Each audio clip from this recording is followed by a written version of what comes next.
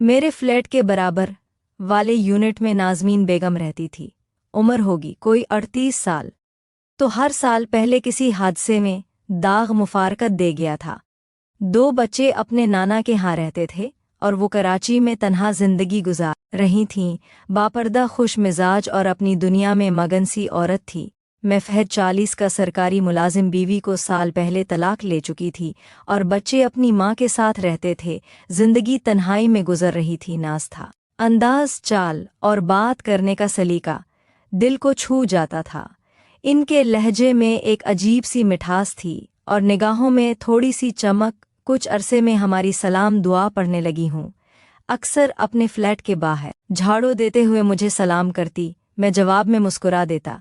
कभी कभार पानी की मोटर खराब हो जाती तो वो मेरे दरवाजे पर आकर दस्तक देती है। दरवाजे पर आए हाथ में तेल की बोतल थी। फहद भाई सॉरी, एक काम था। मेरी वो पुरानी सलाई मशीन है ना, उसकी सोई जाम हो गई है तो उसका आयल चेंज करना है। एक लम्हे के लिए हो गया। नाज़नीन की आवाज़ में थोड़ी शर्मिंदगी थी मगर उसके पीछे एक मासूम एतमाद भी। आयल चेंज, मैंने मुस्कुराते हुए दोहराया। जी, तेल डालने वाला का मतलब हो जाम हो गई है। और मैं कोशिश कर रही थी मगर मेरे हाथों से तो कुछ भी नहीं हो रहा। मैंने चाबी उठाई और उनके पीछे उनके फ्लैट में चला गया। अंदर महक थी, लोबान और सहाबा की मिली जली खुशबू। कमरे में सलीका था। वो मशीन लाकर एक चादर पर रख चुकी थी। मैं बैठा, हाथ मैं पकड़ लिया, मेरे से सफाई शुरू की। ये मशीन बहुत पुरानी है ना जन बेगम? हाँ, शादी के वक्त मिली थी और अब तो जैसे हर चीज़ की रवानी ख़त्म हो गई है।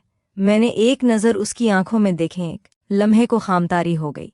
वो बात कहकर फ़ौरन किचन में चली गई और कहा, चाय बना देती हूँ, आप कब तक मशीन का आयल चेंज कर लें। जब वापस आई तो मैंने सफाई मुकम्मल कर ली थी। होते लगाकर मशीन को रवाना कर दिया था। अब चलाकर देखें। वो मुस्कुराई, थोड़ा सा झूमकर मशीन की सोई को हाथ लगाया और मशीन ने रवानी से चलना शुरू कर दिया।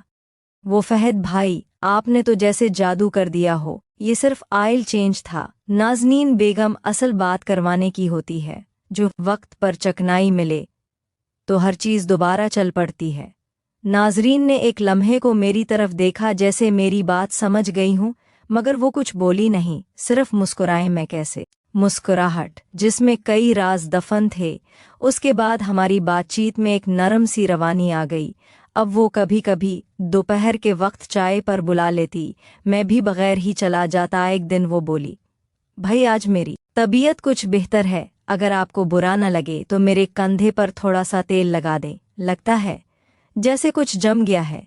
मगर उसके लहजे में कोई शरारत नहीं थी, बस वही पुरानी नाज़नीन बेगम थी, अपनी दुनिया में मगन, मगर अंदर से तन्हा।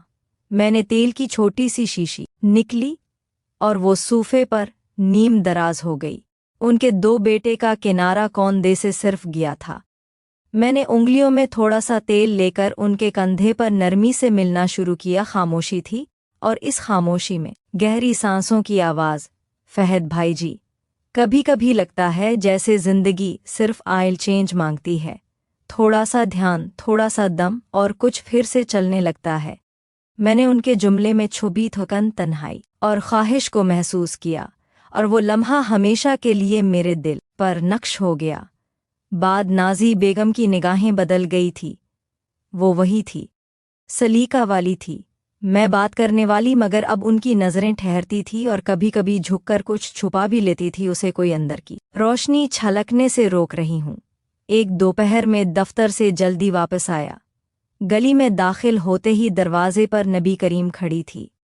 हाथ में एक छोटा सा लड़का था। फहद भाई माफ़ कीजिएगा, मेरा रूम कॉलर अजीब आवाज़ें निकाल रहा है, शायद उसका भी वही आयल चेंज दरकार है। मैं हंस पड़ा। आप तो हर चीज़ की जिम्मेदारी मेरे कंधों पर डाल रही हैं, तो आपके कंधे बहुत भरोसा वाले हैं न। ये जुमला सीधा दिल पे उतरा। वो शर्मा कर मर गया और अंदर चली गई। मैं पीछे पीछे रूम कॉलर कमरे के कोने में रखा था। आप राना साहब और वाकई आवाज़ कर रहा था। मैं झुककर उस ग्रुप को खोलने लगा। ना ज़मीन की जंग में चाय बनाने लगे बर्तनों की हल्की हल्की आवाज़ थी और कॉलर के शोर में एक अजीब मज़ा आ रहा था, जिससे सुकून पेशावर में छिपा हो सकते हैं। अंदर का पुराना ऐल खुश्क हो चुका था। मैंने ध्यान से पंखे के हिस्से साफ किए और नई चकनाई लगानी शुरू की। इतने में नाज़नीन पास आए, हाथ में ट्रे जिस पर चाय और नमकीन बिस्किट थे। कितना वक्त लगेगा? बस थोड़ा मसाइल अच्छी तरह लग जाएगा तो शोर बंद हो जाएगा, कभी दिल लगाया जा सकता है। मैंने चौंक कर सिर उठाया। वो मुस्कुरा रही थी, मगर ये मुस्कुराहट किसी मजाक की, एक दूसरे सवाल की थी। दिलों पर सिर्फ वही लगता है जो नीयत से निकले और जो बिगड़ने पहुंच जाए। खामोशी छा गई, पर बंद हुआ और पंखा रवां हो गया। चल पड़ा जी, अब शोर नहीं करेगा।